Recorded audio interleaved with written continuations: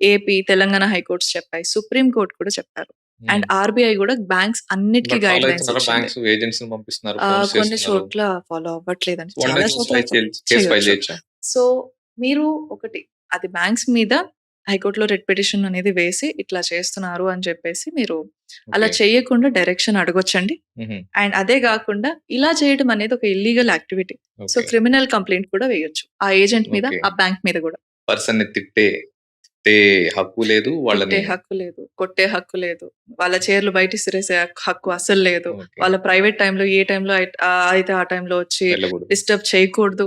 వాళ్ళ friends numbers అన్నీ తీసుకొని వాళ్ళకి కాల్ చేసి ఓకే. ఇదంతా ఇల్లీగల్. ఆర్‌బీఐ, సుప్రీం కోర్ట్ అన్నీ చెప్పాయి. అలా ఓకే. వీళ్ళకి చేసే హక్కు లేదు. సో, ఇలా ఏదైనా మీరు చేసి యాక్షన్ తీసుకోవచ్చు దాని మీద. ఇలా ఏది జరిగినా యాక్షన్ తీసుకోవచ్చు. ప్రొవైడెడ్ ప్రాపర్ వేలో బ్యాంక్ రికవరీ చేసుకునే హక్కు అన్ని అన్ని ప్రొవైడెడ్ బ్యాంక్స్‌కి ఇది హ్మ్. లీగల్ వేలో లోన్ రికవరీ చేసుకోవచ్చు. చేసే హక్కు అంతేగాని ఉంది. ఇలా ఏజెంట్స్ తిట్టడము, అన్ టైమ్‌లో ప్రాపర్ వెళ్ళడం ప్రొసీజర్ ద్వారా వెళ్ళాలి వాళ్ళు. వెళ్ళాలి. ఓకే.